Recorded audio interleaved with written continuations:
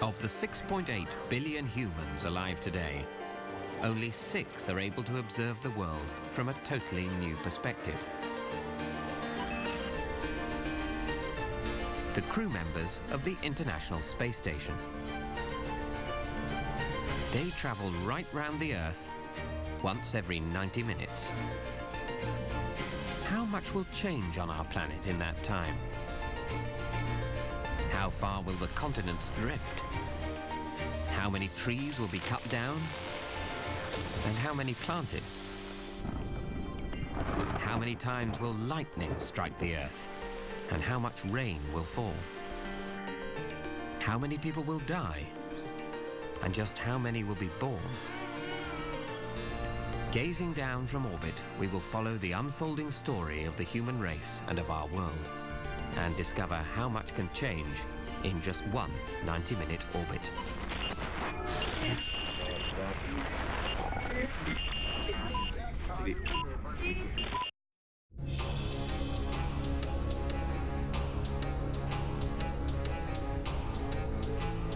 On the 12th of April 1961, Yuri Gagarin was blasted into space.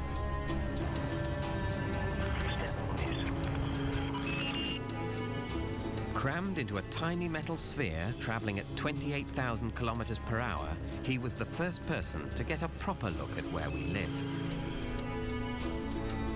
He was delighted with what he saw. "The Earth is blue," he shouted. "It's amazing." He was right. It is blue.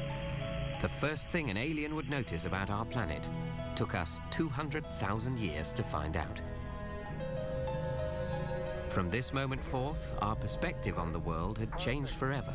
We thought we were going to explore the universe, and yet the most extraordinary thing we discovered was our own home planet, the Earth. Yeah, it's beautiful. Space flight allows you to take a step back and to see the world with fresh eyes. Suddenly, all the familiar things around us take on a new meaning, a new significance. So what would we see if we went on a trip round the world today? BBC News at 9 o'clock. The government sends out its legislative... We're starting our journey at Greenwich, close to London's docks. This is the historic heart of maritime Britain. The desire to travel and explore is part of human nature. For centuries, explorers set out from here in search of strange new worlds. Britain became so synonymous with global travel that when it came to deciding where the world's starting line should be, Greenwich won the honour. Not only is Greenwich Mean Time the time upon which all other time zones are based, but this line at the Royal Observatory is 0 degrees longitude, the place from where all the vertical lines of longitude which carve up the world are measured. On this imaginary orbit, we will be following these lines of longitude westward to explore some of the extraordinary places that lie along them. Every one of these lines takes their lead from here. This is the place that humankind has designated Go.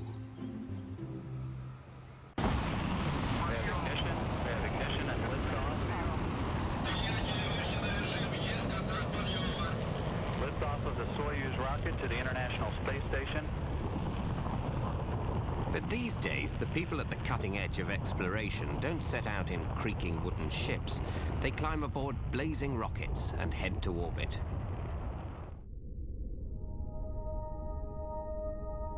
Everything on board is nominal. This rocket is heading towards the International Space Station, home to the people currently circling high above our planet. The vehicle is now traveling at a speed of about 4,700 miles per hour. Roughly every 6 months, a replacement crew is sent up from Earth. Soyuz heading toward a link up with the International Space Station, now 20 meters from docking. By the time the two craft dock, they are traveling at over 28,000 kilometers an hour. Standing by for contact. Okay. We have contact. We have initial contact of the Soyuz capsule to the International Space Station. Things have moved on since Phileas Fogg took 80 days to circumnavigate the globe. These days, the crew aboard the space station circle the planet once every hour and a half.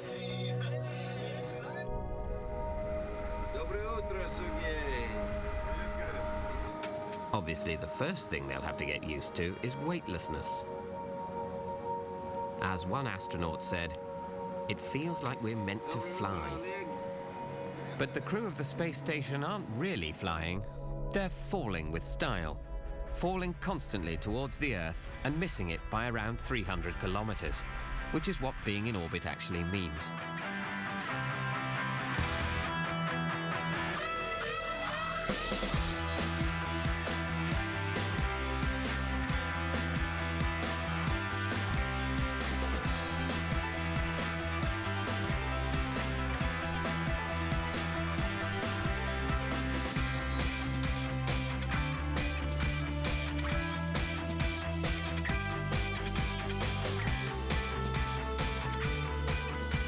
As well as being great fun, this experience of weightlessness gives the astronauts real insight into how the world below got to be the way it is. Any liquid spilt on the space station starts off as a wobbly blob before magically drawing itself into a perfect sphere.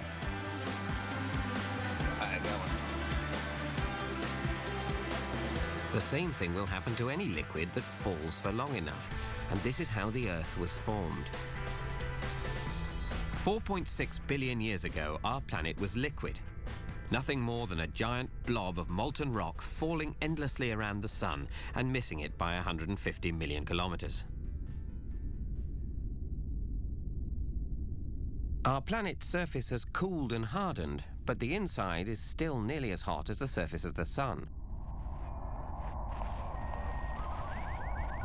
The first stop on our westward journey around the world is Iceland.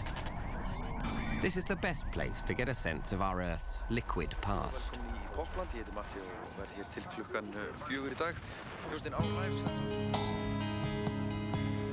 Our planet is changing all the time, but in human terms it can be hard to see or understand.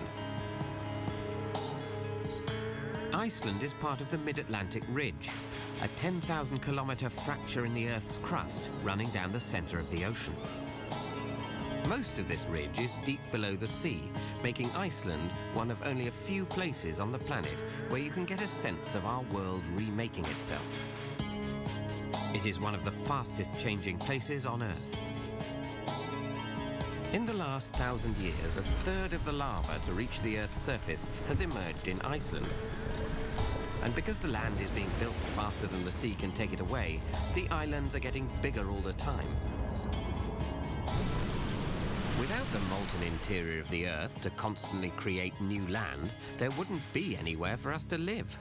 The Earth would be a perfect sphere covered in water over a kilometer deep, falling endlessly around the sun. So volcanoes make our life possible.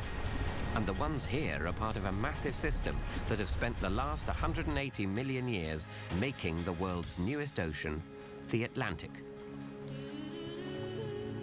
It may be growing slowly, but it is very definitely still growing. In the time it takes for the space station to orbit the planet, the Atlantic will have widened by 0.003 millimeters, which is about the same rate at which your fingernails grow. There is nothing unusual about the natural world changing. What is different now is that it's changing at a phenomenal rate. And the reason for this is us. And the next stop on our westward journey demonstrates exactly that. This is the Amazon rainforest in Brazil.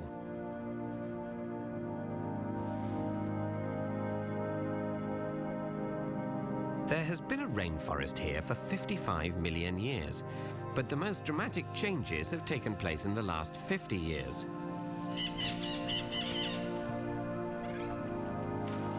It seems that almost as soon as humans descended from the trees, we started chopping them down. Flint axes were some of the first tools invented. Since then, humans have spread around the world clearing the forests. It's something we've become extremely good at.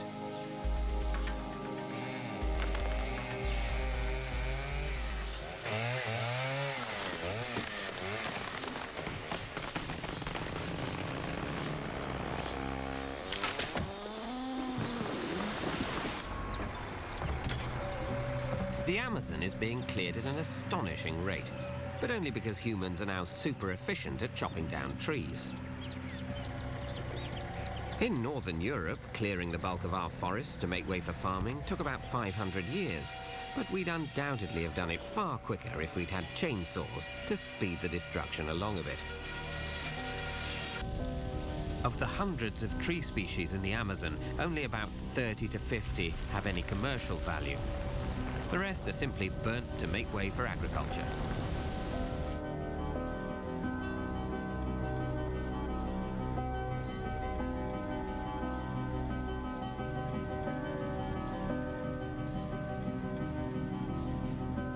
Yet, eventually, most countries do reach a point where they stop chopping down trees and start planting them again.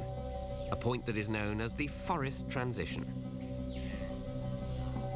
In Europe and North America, this point was reached in the 19th century. Now forests there are expanding.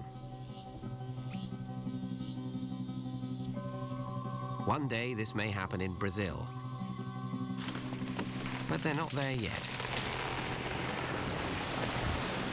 And at the moment, each time the space station passes overhead, the Amazon will be 2.2 square kilometers smaller.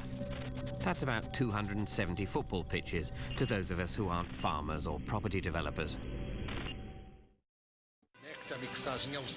It's easy to see what's happening to the Amazon, but in other places it's hard to spot change, let alone work out what has caused it. Greenland lies 10 degrees to the west and thousands of kilometers north.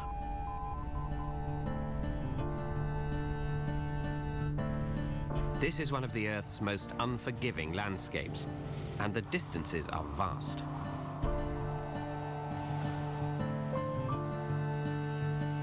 Trying to work out exactly what's happening up here is easier said than done. So scientists turned to space to get a better idea of what's going on.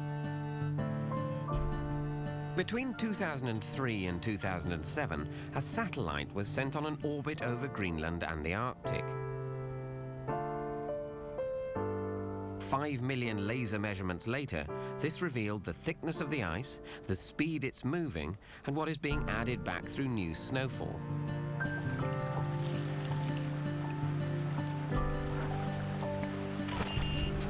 The results were rather gloomy. In the time it takes for the space station to complete one orbit of Earth, 54 million cubic meters of ice will melt away. That's enough to fill Wembley Stadium 14 times over. The fact that the world's ice sheets are melting pretty fast is no longer disputed, and the evidence suggests that this is down to the way we are behaving. But pointing this out is fast becoming one of the best ways to start a fight.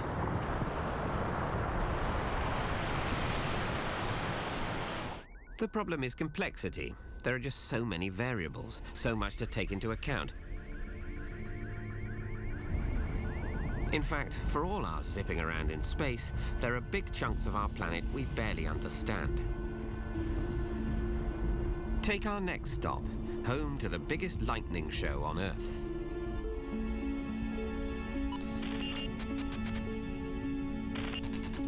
On up to 160 nights a year at Lake Maracaibo in Venezuela, a 5-kilometer-high tower of cloud forms over the lake, and lightning arcs back and forth for 10 hours at a time.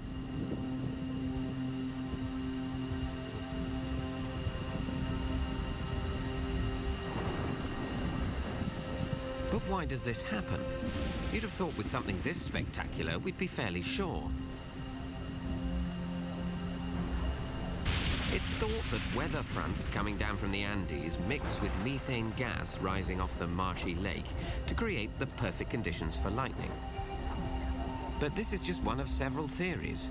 No one can categorically say why it's happening or why it occasionally stops altogether. Lightning strikes around 100 times a second, so in the course of one space station orbit, the Earth will be struck over 500,000 times.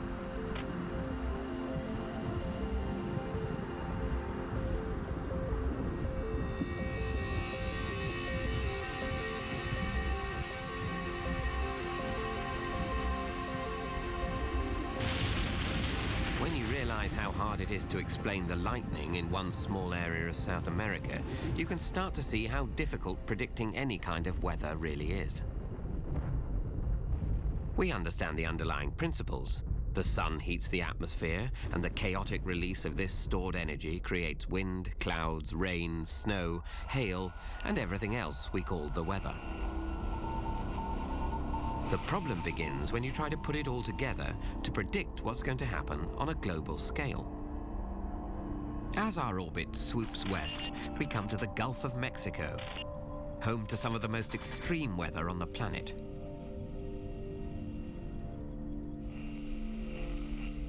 This is what a major storm looks like from space. Storm just outside the eye wall. They are really getting hammered right now, and also winds possibly up to 50, 60, 70 miles an hour in Baton Rouge. Why does this hurricane in the Gulf of Mexico happen? To answer that question with 100% certainty, you'd need a computer model that takes into account every possible variable, right down to a butterfly beating its wing on the other side of the world. It simply isn't possible.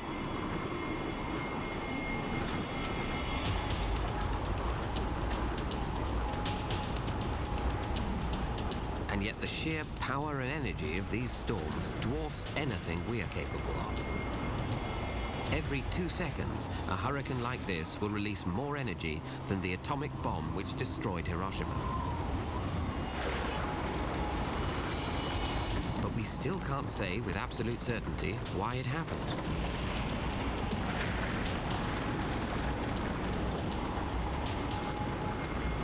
Not all the storms the space station passes over are going to be this big. Oh my God! Did you see that? In the time it takes to complete one orbit, the space station will pass over 1,800 storms taking place somewhere around the planet.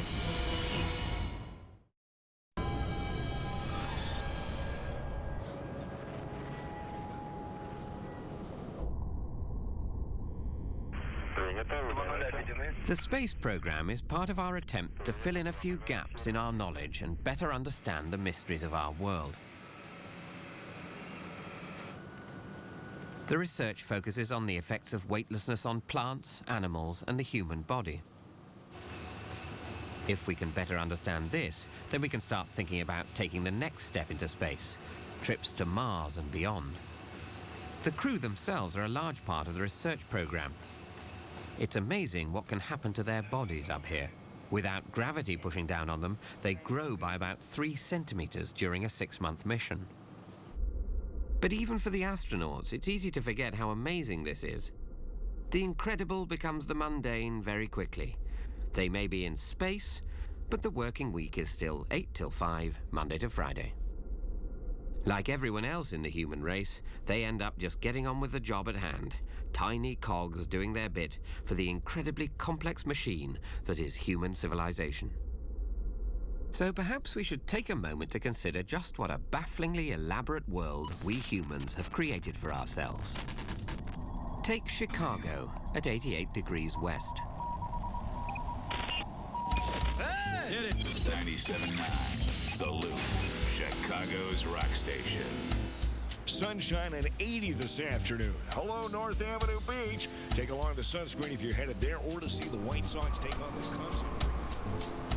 This is a teeming metropolis of nearly 10 million people, all absorbed in the minutiae of their daily lives. Getting to and from work, shopping for clothes, food, and the things they need to get through the day. Each one a worker bee, contributing their little bit to the hive. Chicago is also home to the largest commodities trading floor in the world. A bear pit of raw capitalism where bets are taken on the future prices of orange juice and steel, pork bellies and coal, apples and crude oil. These traders spend their day trying to predict the dizzying complexities of our economic system. A man in a silly jacket waves his hands and transforms a hectare of rainforest into toilet seats before a subprime mortgage flapping its wings on the other side of the world sends the whole lot into meltdown. we've taken something as simple as buying and selling stuff and turned it into a game that hardly any of us even understands anymore. And across the globe, the human worker bees of the world will generate $9.4 billion in the time the space station makes a single orbit.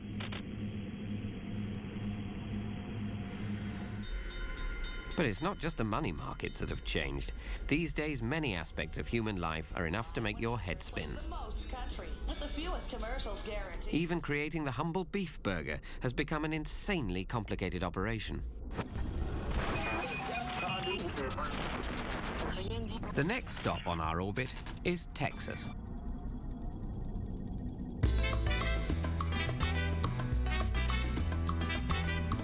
This state produces over 14% of America's beef, so cattle probably have a better chance of making it into space than you do. Though, as they will be butchered, sterilized with ionizing radiation, then vacuum sealed in foil pouches before being blasted into orbit, they won't really be able to enjoy the trip. Humans used to be hunter-gatherers, but it was a huge bore constantly chasing your dinner around the wilderness. So in a stroke of total genius, we came up with the idea of farming, persuading animals to stay in one place while we milk them, pinch their eggs, or knock them on the head to put them in burgers. In some places, this simple idea has got a bit out of hand. Farming here takes place on such a vast scale that ranches like this have to use helicopters to round up the cattle.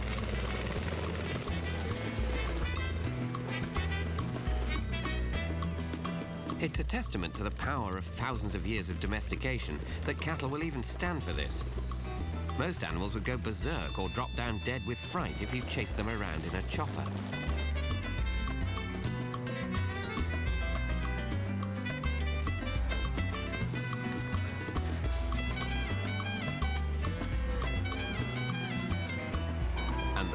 Cattle pay for this compliance is that in the 90 minutes it takes to complete one orbit of the planet, 49,657 of them will be slaughtered to feed the human race.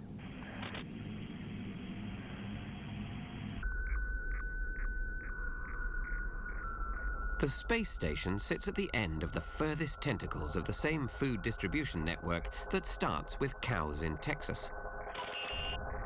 They get regular door-to-door deliveries aboard an unmanned probe called Progress. Capture is confirmed. These provisions cost more than their weight in gold to send into orbit, which makes this one of the most expensive meals in the history of dining. Apart from the chore of having to chase their supper around the room, the other thing many of the crew find is that spaceflight dampens the taste buds. So they like to keep a ready supply of spices on hand to give meals as much taste as possible.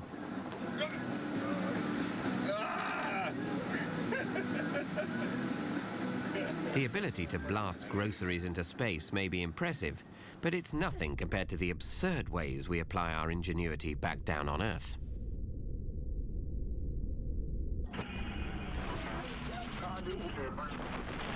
Consider the next stop on our westward orbit, Las Vegas. Most major settlements develop where crops will grow well or mineral resources are found in abundance. Others flourish near waterways or important trading routes. Las Vegas has none of these things. It was built slap bang in the middle of a desert, on the road to nowhere, and absolutely everything has to be shipped in.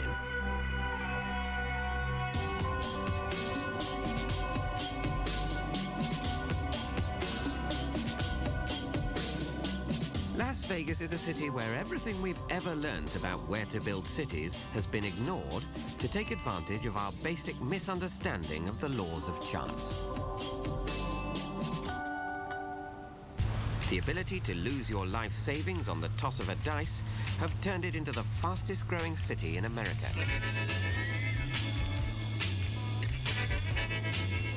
This city is the crowning achievement of our ability to channel the world's resources wherever we want, however absurd this may be. It means this vast, expanding city consumes energy like an obese, beer-guzzling, burger-eating fatty. In fact, Vegas also happens to be the fattest city in the fattest country on Earth.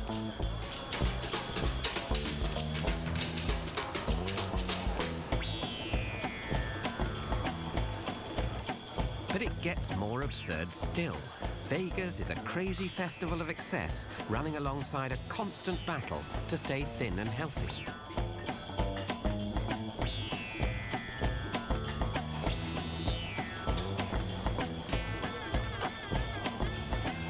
You sometimes just have to stop and marvel at what we've created.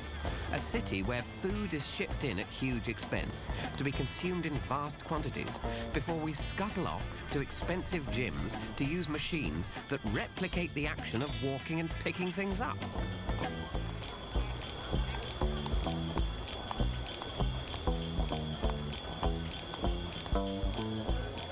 In one orbit of the space station, the human race will collectively spend over $62 million on dieting aids, while 1,562 people around the planet die of starvation.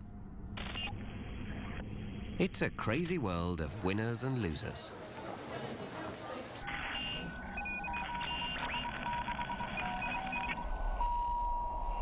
Like food, air is another thing it's easy to take for granted down on Earth. In space, it's a major preoccupation. Transporting all the necessary oxygen up to orbit would be bulky and very expensive. So the station has to generate its own breathable air. This is done by running an electrical current through water to split the oxygen out from the hydrogen, which the crew can then breathe. The air is then circulated through charcoal filters that remove carbon dioxide or other nasty gases that leak from the crew's bodies or from all the equipment on board. Sustaining an environment where 6 people can breathe freely is one thing. Over 6 billion people provide a far sterner test. The next stop on this orbit is Los Angeles, which has some of the worst air quality in the United States. 95.5. Why shouldn't I sound great? I am great. The Q box in HD. It's brighter. It's crisper. It's new and improved. LA started out at a distinct disadvantage. The name given by the Native Americans who lived here was the Valley of Smoke, because of the way their campfires caused smog that hung unnaturally in the air. An anomaly called atmospheric inversion that still traps thick blankets of pollution in the city today.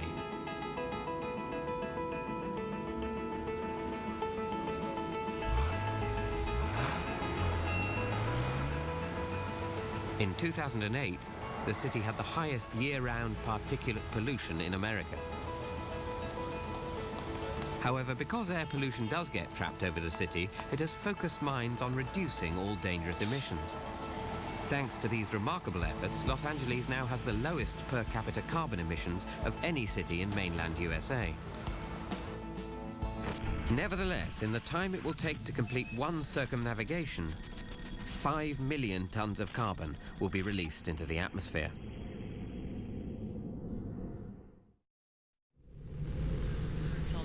Tonight. And so the other concern that we have is that, we've been showing the video, of course, from the Industrial Canal. Well, we still have that, I talked to the National Weather Service forecasters over there. They have this. Carbon in our atmosphere is currently running at its highest level for 800,000 years. Not that this is bad news for all living creatures.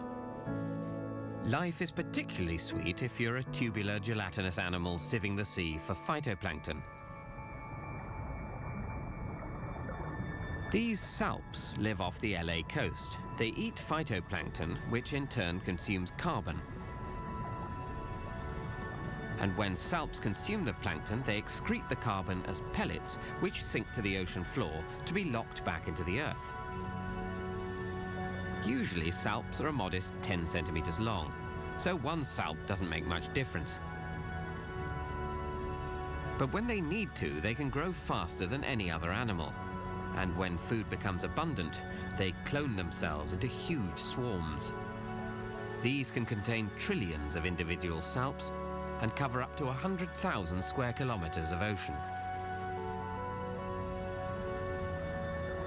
A swarm on that scale can send over 250 tons of carbon to the ocean floor every 90 minutes. Salps are one of the few winners as the world changes. For most species, the rapid change is a huge challenge. And for the Maryhill bypass, just a little slow way to get through at United Boulevard. From News 1130, I'm Kim C. The northwestern wilderness in Canada is hard to get to. There are no roads, and it's a long walk from the nearest permanent human settlement. It would be possible to spend days here with the illusion that 200,000 years of human history had never happened. But even in the midst of this apparent isolation, there are signs that something major is going on. Even here, species are struggling to cope with the way the Earth is changing. Animals like the Vancouver Island marmot and the swift fox. There are thought to be less than 1,000 of these black-footed ferrets left on the planet.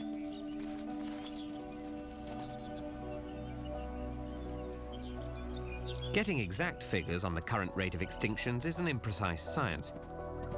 But conservative estimates are that we're losing about 6,000 species of animals and plants a year. Extinction is one of the facts of life. By looking back at the fossil record, you can work out what could be considered a normal rate of extinction. What we're experiencing now is at least 1,000 times this normal background rate. Which means we're approaching the same level of extinctions that saw off the dinosaurs 65 million years ago. Current thinking is that that round of extinctions was caused by an asteroid the size of Mount Everest crashing into the Earth at 54,000 kilometers per hour. What's happening now may feel less dramatic than that, but there is certainly something unpleasant going on. Different forms of life have waxed and waned many times over our planet's history, depending on whether conditions are right for them. That's the way nature works. If chopping down trees, raising stakes using helicopters, and building gin palaces in the desert is making life easier for gelatinous blobs in the sea and harder for polar bears and us, then nature will adapt accordingly. For in the time it takes to complete an orbit of the globe, one further species of animal or plant will have gone extinct somewhere in the world.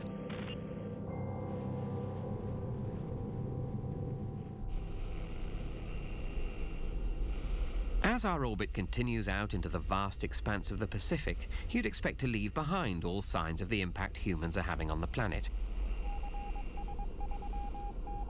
Dotted across this ocean are places which have become a byword for earthly paradise. And none more so than the islands of Hawaii.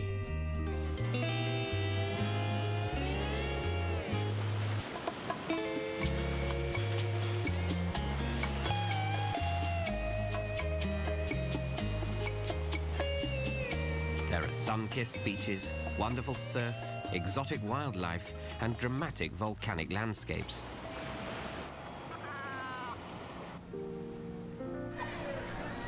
But unfortunately, stressed-out modern humans aren't the only thing arriving on these shores.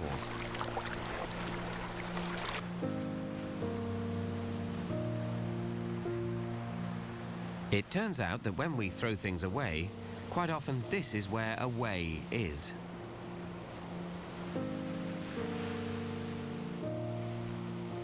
One small piece of rubbish thrown into the ocean doesn't seem to be a major problem.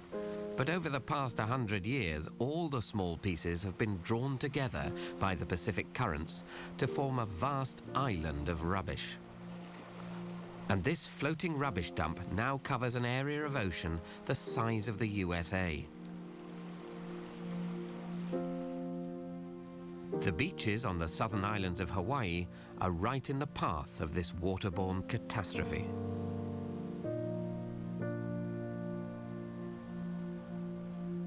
Indestructible rubbish is one of our most recent inventions. Plastic is made to last, and none of the plastic ever made has yet decomposed. Every yogurt pot, frisbee, and washing up bowl in creation is still out there somewhere, being broken down into smaller and smaller pieces. These tiny plastic particles may not be as easy to see as old bottles or discarded flip-flops, but their effects are devastating.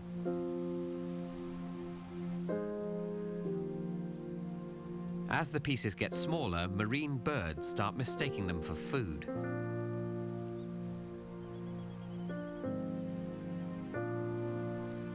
Their stomachs fill with indigestible material that stops them from eating. They starve to death while their stomachs are full.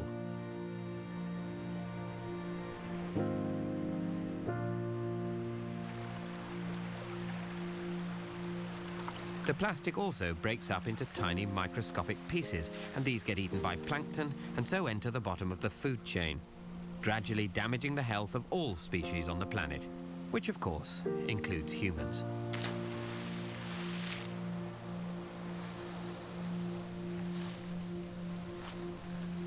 In just one orbit of the Earth, the human race will throw away a further 273,972 tons of rubbish.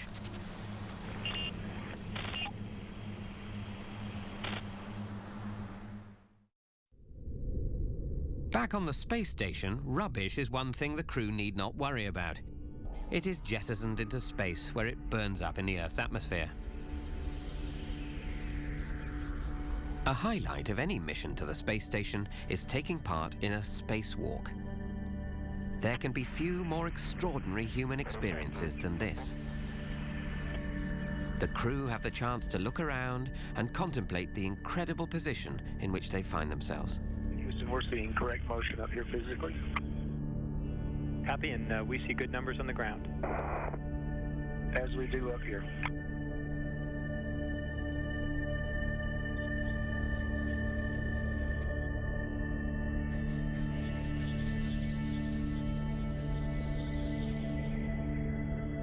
Hey guys, we're getting awesome video now. Susan's looking at you out the lab window, but we're also seeing reflections of all the clouds go by, reflected in the lab window. Yeah, it's beautiful. Yet without their $12 million spacesuits, the astronauts would simultaneously start to freeze, explode, and asphyxiate. Space is not a good place to live. It reminds you just how much our planet does to protect us.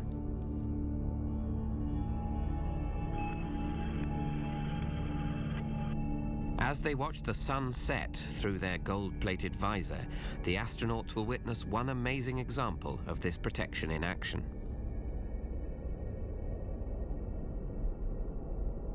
In the darkness, they will be able to see the northern and southern lights dancing around the poles.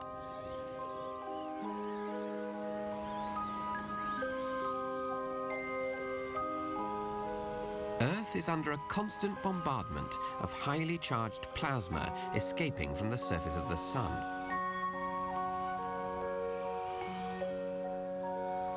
We are protected from this solar wind by a magnetic field extending out from the poles to envelop the planet in a protective bubble.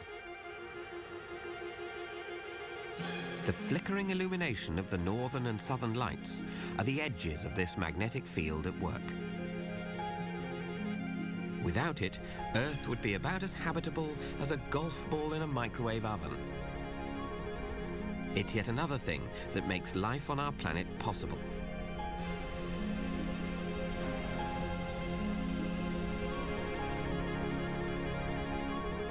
These plasma rays are not the only thing buffeting Earth from space. The Earth's atmosphere also shields us from an incessant and lethal bombardment. On any clear night, shooting stars can be seen streaking across the heavens. These are meteorites hurtling towards Earth and burning up as they crash into the atmosphere. Just a few small particles manage to hit the ground, but this still adds up. In the time it takes for the space station to make one orbit, Earth will have gained around 342 kilos from material hitting it from space. A little bit more than the weight of 2 sumo wrestlers.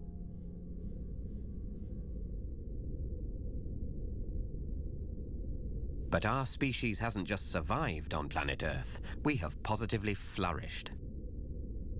In just 10,000 generations, we've progressed at an ever-increasing rate from loincloths and pointy sticks to spacesuits. This amazing ability to innovate has served our species very nicely, and it's what we're going to rely on if we're going to meet the challenges of the future.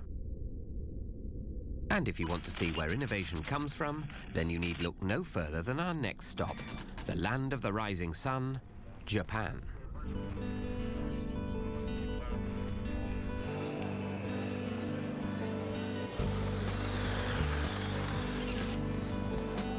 If you want to succeed, you have to build on the success of those that have gone before.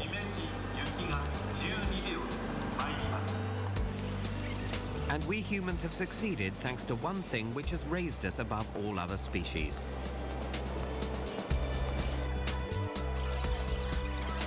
Education, mankind's extraordinary ability to learn, innovate, and pass on knowledge.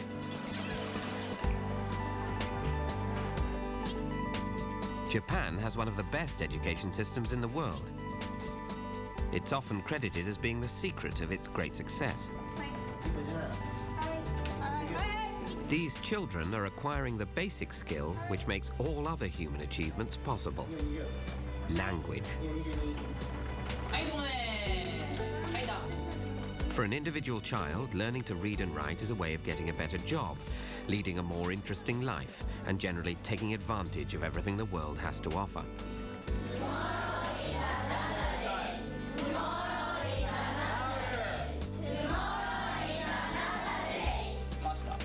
But for the human race, reading and writing is how we continually build on 50 centuries of accumulated knowledge.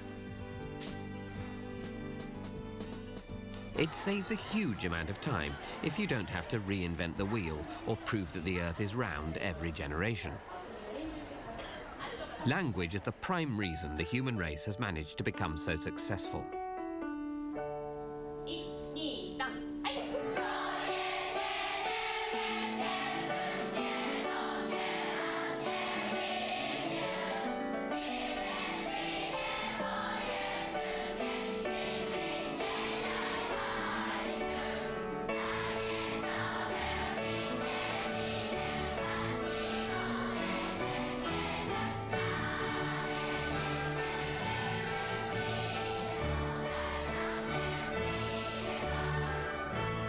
The average 7-year-old learns up to 20 words a day.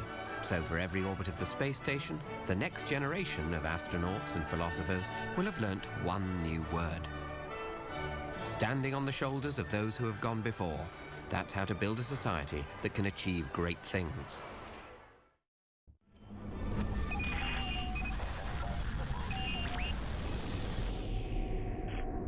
After language, it is mankind's ability to create tools that has marked out our dominance.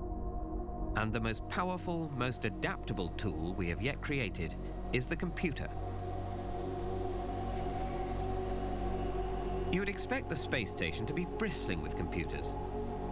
But what may surprise you is that the computers up here are far slower than the average desktop PC back on Earth. It is more important for these computers to be stable than fast. A computer crash on Earth is annoying. The same error here could be catastrophic. This certainly wouldn't go down very well at our next stop on our journey west around the planet. South Korea is flourishing by building on the accomplishments of others. In the 1960s, South Korea had a level of national wealth on a par with Afghanistan. Now it is the 13th richest country in the world. The key to this is the computer. South Korea is techno-crazy. They may not have invented the microchip, the television, or the telephone, but that doesn't matter because they've picked up the baton of human ingenuity and they are running with it as fast as they can. They now lead the way in the design and manufacture of the sparkly new gadgets we all love to play with.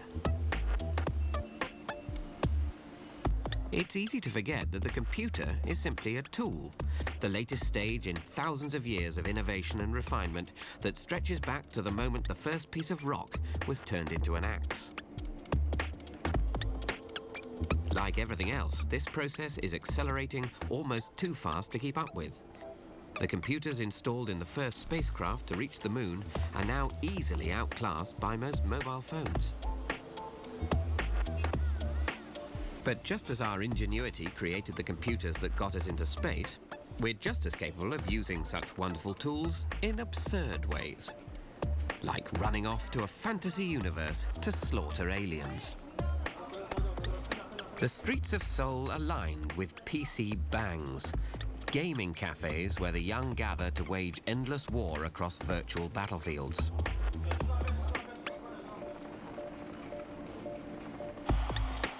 Whilst in most countries, stadiums are full of people watching football or tennis, in South Korea, computer games are a major spectator sport.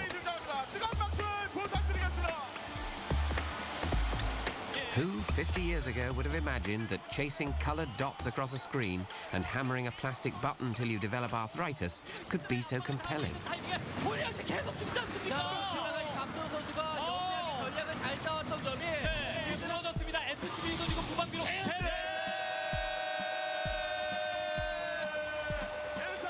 When humans first went to space, the number of computers in the world could be counted in the hundreds.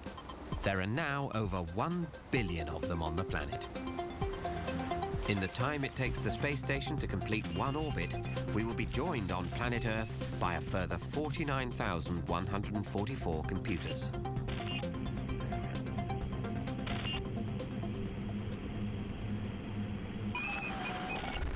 The space station is traveling at a speed of 28,000 kilometers per hour. At this speed, even dust-sized grains of debris become lethal projectiles. So the space station has to be heavily protected. Its outer skin is made of aluminium, but stretched over this is a protective skin of Kevlar and ceramic, exactly the same materials used in bulletproof vests. The rest of the internal structure is there to stop the space station from blowing apart. The pressure inside the space station is many times greater than the emptiness of space surrounding it. For this strength, the space station relies on high-grade steel. The steel is, of course, made from iron, the most widely used raw material on the planet. And much of this iron will have come from a place like this. The station orbiting 240 statute miles over just to the north of Australia. It's 96 FM. With great classics and the best of the 80s, 90s, and now.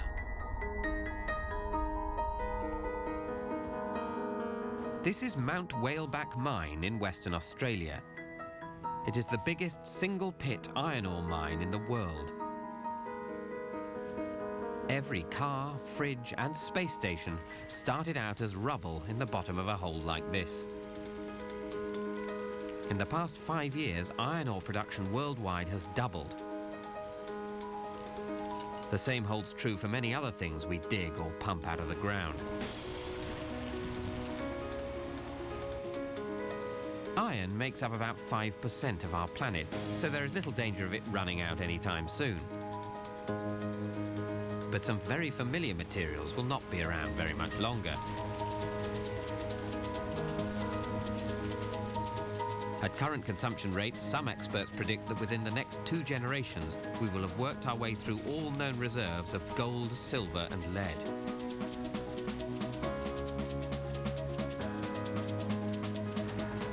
Meanwhile, the world will carry on chomping its way through iron ore at an astonishing rate.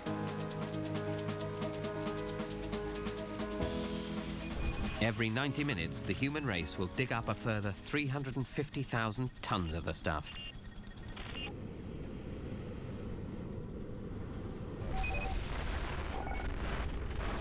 The pace at which our planet is transforming is breathtaking. As we travel further west, we reach China, where the speed of change reverberates around the entire planet. 50 years ago, China had a rural economy based on farming. Now it is well on the way to becoming the world's leading manufacturing nation. More than a quarter of everything made on Earth is produced in China. Everything we know about how to harness the world's resources and turn them into wealth is being applied in China on an epic scale and at breakneck speed. And it works. 40 years ago, over 50% of the population were living in poverty. Now less than 10% are. Who can blame the Chinese for wanting the lives we in the West enjoy? But with 1.4 billion people craving new, supersized lifestyles, their use of energy and raw materials is skyrocketing. China is building enough power stations to increase their generating capacity by more than the entire UK power grid every year. This might seem like a lot, but per capita, people here still use far less energy than those in Europe or America.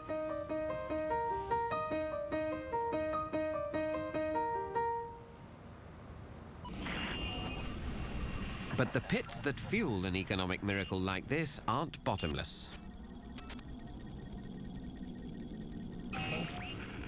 Perhaps the answer lies with the space station cruising overhead. It draws all its power needs directly from the sun. Its giant solar panels house 2,500 square meters of photovoltaic cells that are constantly turning to make best use of the sun's energy.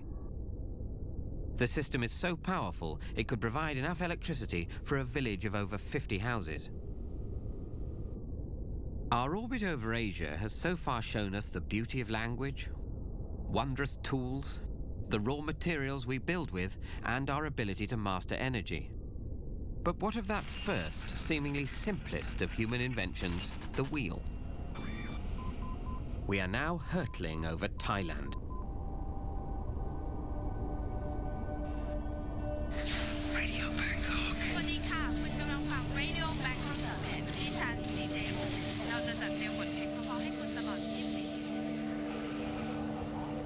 When you think of Thailand, you might imagine white sand beaches and crystal water. But this is the place in Asia where mankind now builds the wheel. Welcome to Bangkok, the Detroit of the Far East.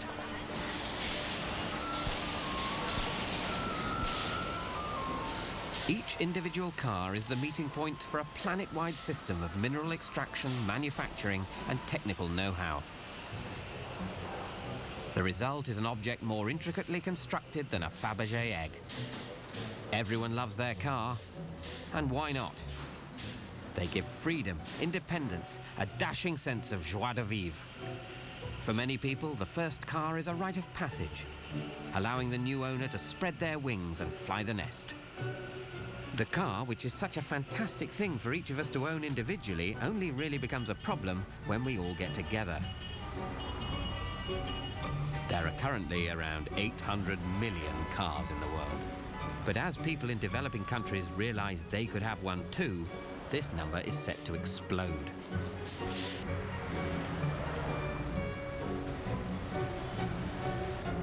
If car ownership around the world reaches levels similar to those in America, the number of cars on the planet will be 4.8 billion.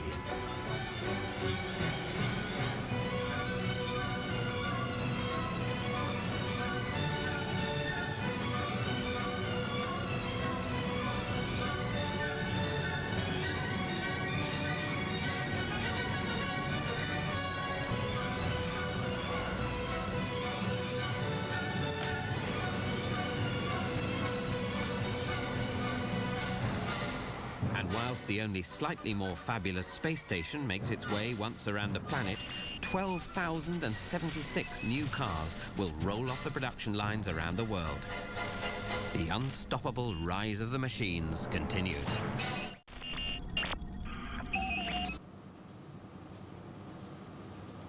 We live on a shining oasis floating in a vast desert of nothing. One thing that is clear from space is that whoever came up with the name Earth was an idiot. Only a third is Earth. The rest is water.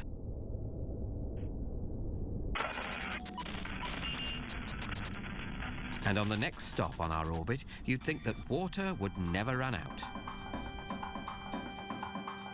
Cherrapunji in northern India.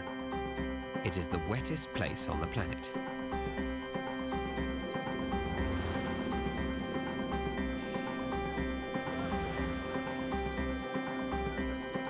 Cherrapunji sits in the hills above the plains of Bangladesh. This high ground is the first obstacle in the path of the monsoon that sweeps in heavy with moisture gathered up from the Bay of Bengal.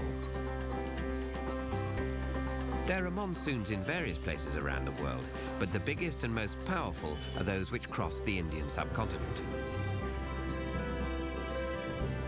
As the clouds reach the hills around Cherrapunji, they are forced upwards with astonishing results. Moisture gathered over thousands of kilometers is suddenly released.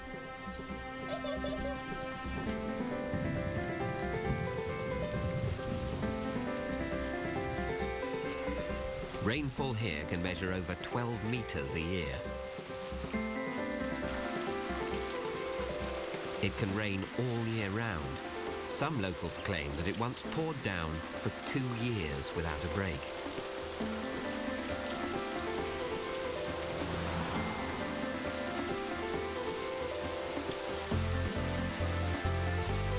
These deluges are not without their problems.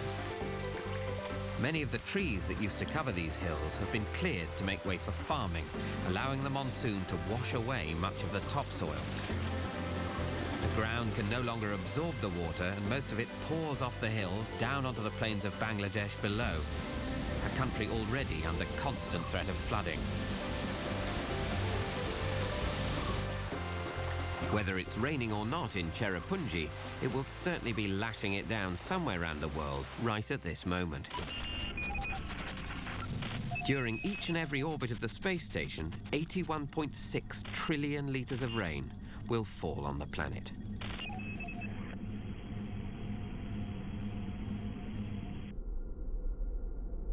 But when the nearest tap, or even rain cloud, is 300 kilometers below on the planet's surface, you need no reminding of how precious fresh water is. Every drop the astronauts drink will be filtered and reused hundreds of times during each mission, and I do mean every drop. Living up here on the space station, the crew have no choice but to share and conserve water.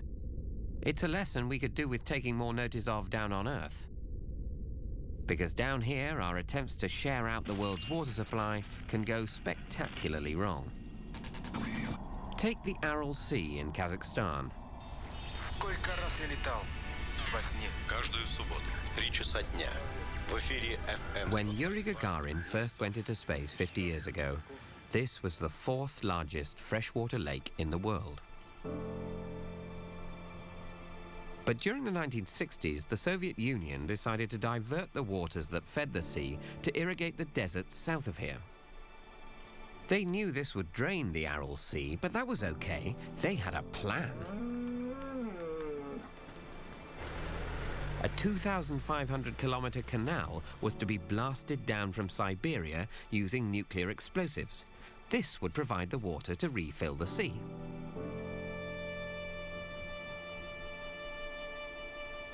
Just 3 of the planned 250 nuclear explosions were carried out before the whole plan ground to a halt for want of money. In the 1990s, it was cancelled altogether, and soon after that, the Soviet Union itself ceased to exist. The Aral Sea is now a swirling cloud of dust and salt, heavily contaminated with agricultural chemicals. Kazakhstan's inhabitants wait in vain for an empire that no longer exists to build a trans-Siberian canal that no one could afford in the first place.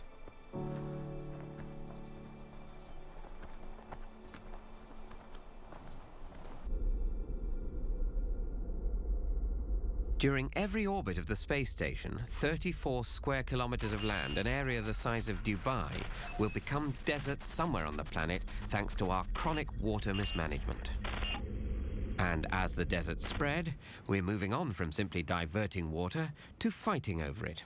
Just what we need. Something else to have a war about.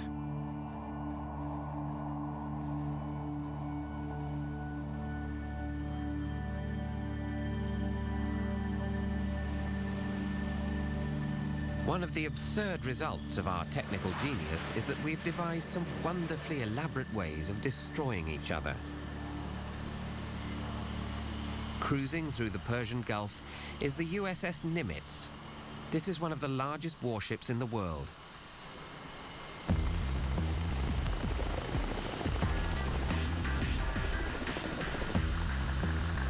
It's like a floating Las Vegas, but dedicated to destruction. She stands over 23 stories tall with a complement of 90 jets and helicopters.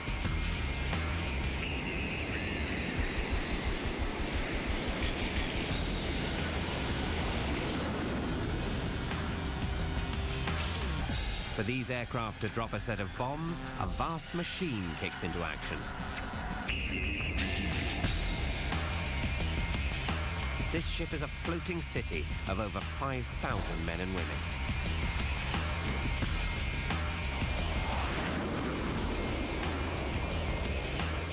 From air traffic control to firemen, cooks to gunners, pilots to cleaners, all of whom need feeding and entertaining. But as they sail through the balmy waters of the Persian Gulf, the vast majority of the crew hardly ever see daylight. The flight deck is far too dangerous to have people wandering around. So those not directly involved in flying spend months on end living deep within the bowels of this gigantic steel tank.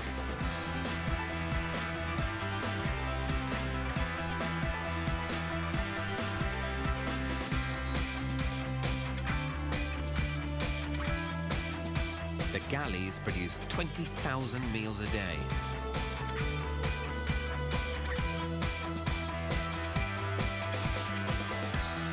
The ship has a library, a 53-bed hospital, 6 doctors, 5 dentists, and a general surgeon. And of course, huge stockpiles of weaponry and military hardware.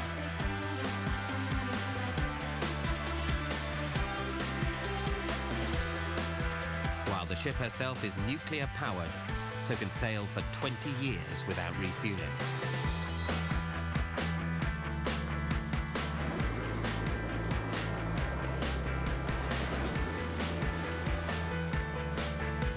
This ship sits at the apex of military power, but being the toughest kid on the block doesn't come cheap. During the time it will take to complete a circumnavigation of the globe, governments around the world will spend $257 million on the military, the sum of all our fears.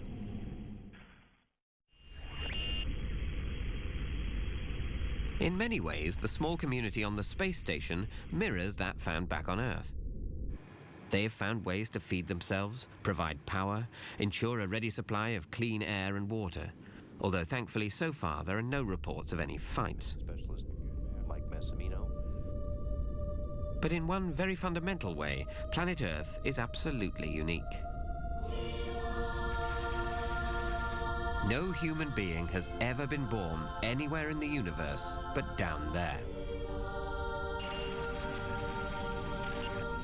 Our westward orbit has brought us to Africa. This is part of the Rift Valley, a crack running through the heart of Ethiopia. This is where humankind started out. We walked out of here across the globe and ended up walking in space in just 10,000 generations.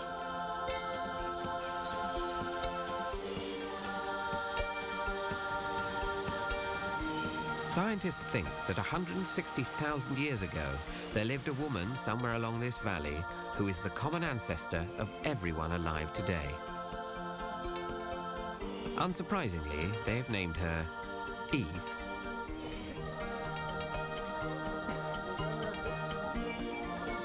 No remains of Eve will ever be found, Nevertheless, each one of us carries around the evidence she existed inside us.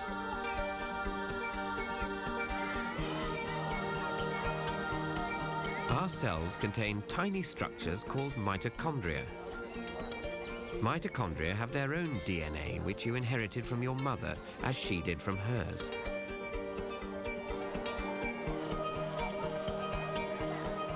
Plotting the changes in this DNA has led scientists back 8,000 generations to the common female ancestor of everyone alive today. And it's thought that she would have lived near here.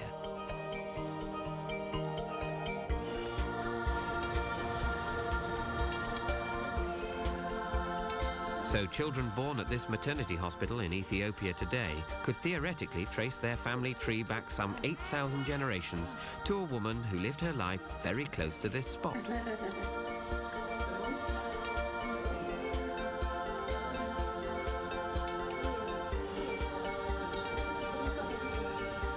In the time it takes for the space station to orbit once, there will be 23,019 children born around the world. 23,019 bundles of joy that will carry on the crazy, fun-filled journey we're all part of.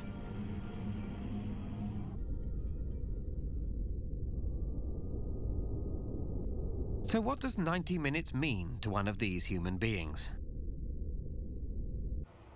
For a newborn baby, changes are happening fast. In 90 minutes, their brains will make 9.5 billion synaptic connections, literally piecing together all the information they're taking in about the world around them. As humans grow older, this process slows down and then slowly goes into reverse. A fully grown adult will lose 5,000 such connections every 90 minutes as the brain quietly prunes back the least used connections.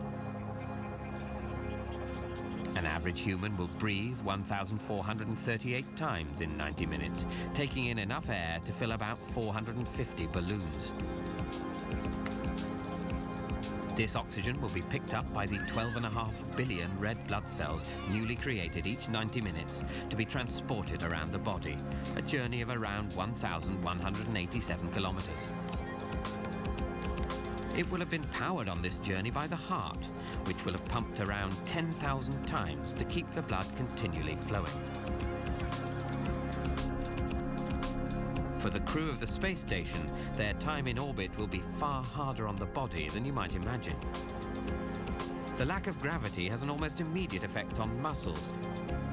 They start to diminish within days, and long-term stays in space can lead to a 40% reduction in muscles function. The crew have to work hard on their fitness to try and overcome this.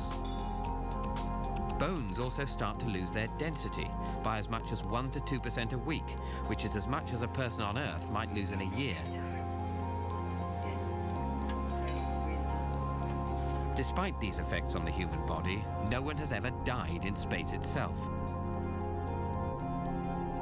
However, 22 people have been killed on the ground and during takeoff, or whilst re-entering the Earth's atmosphere. Amongst those who died were these astronauts, who were part of the crew of Space Shuttle Columbia, returning from a visit to the International Space Station. These 22 deaths represent a shocking 5% of all those who've been given the chance to go into space. How long each of us will have on Earth is largely a matter of luck. Luck in the genes we inherit, luck in the diseases we're exposed to, luck in avoiding accidents, and luck in which country we're born in. As our journey brings us to the line of longitude that passes through both Scandinavia and southern Africa, the contrast couldn't be starker. Nya singeln Bad Romance dyker upp efter nyheterna. Upplev de hetaste artisterna. At the southern end of this line of longitude lies Angola. Angola was engaged in civil war for most of the past 30 years.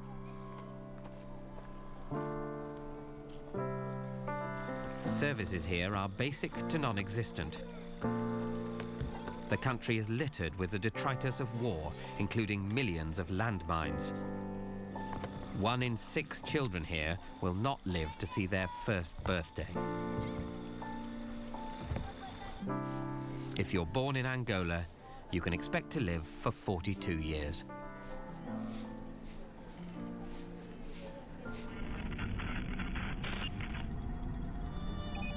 At the northern end of the line lies Sweden, one of the most stable, prosperous and healthy nations in the world.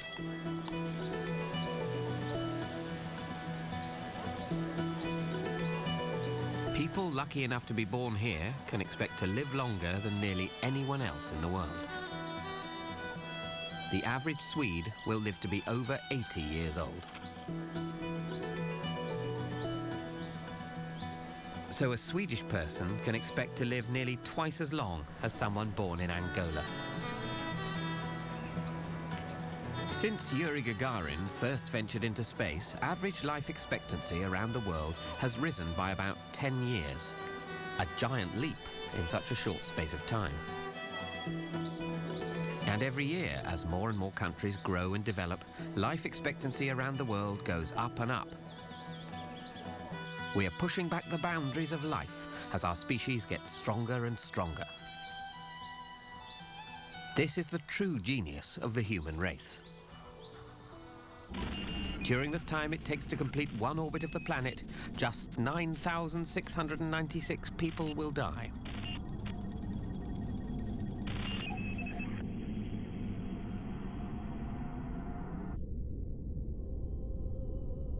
During their 6 months aboard the space station, the crew will orbit the globe 3,000 times before their mission is complete.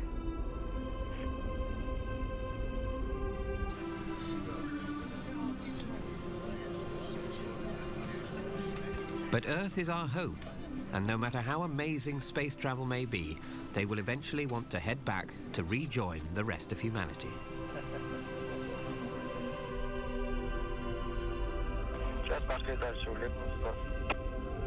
We copy.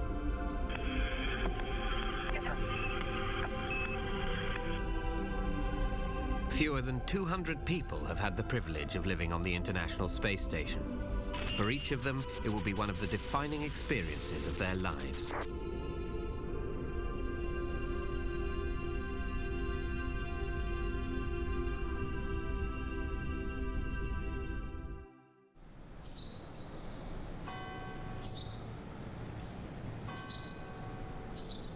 Perhaps they will return to live in a town like this, the last stop on our orbit around the planet. This is the town of Provence, near Paris. Like everywhere else on the planet, the people of Provence will have been largely unaware of the space station orbiting overhead.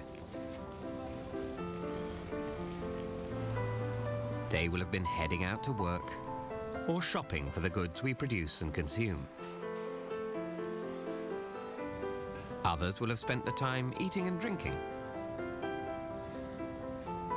or just enjoying the company of their friends.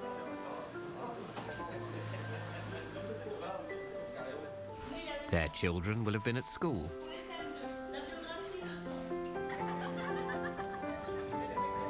Someone in the town may have died,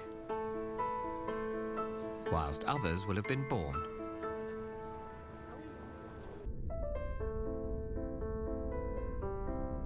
But around the world, as the average life now lasts so much longer than it used to, the world's population is growing.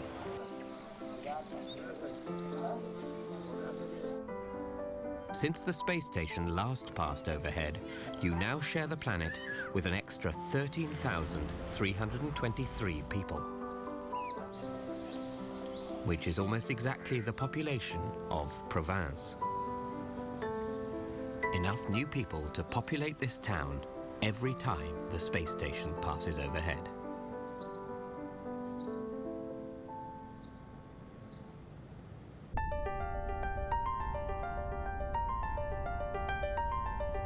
It is a sobering thought that in the 50 years since mankind first went into space, the world's population has doubled.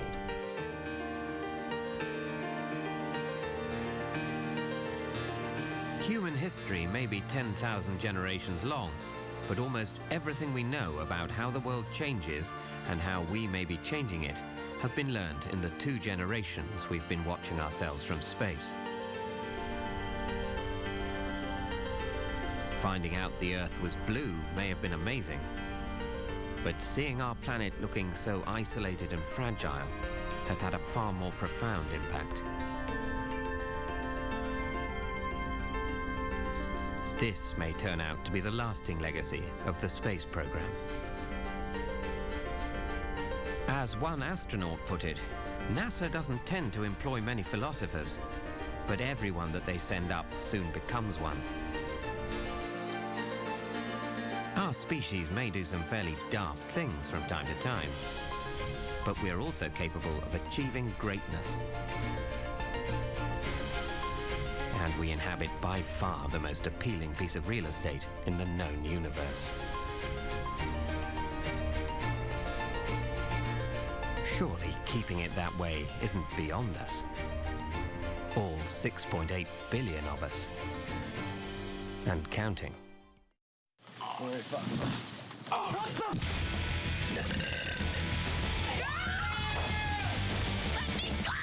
She is an alien. Starting next Wednesday, 7:30. I don't care. You will. Hurry up! Back it up! Shut up and listen to me. Do you think you were a good representation for Australia this morning? Why are you determined to destroy yourself? Seven's amazing new series of World's Strictest Parents. Next Wednesday, 7:30.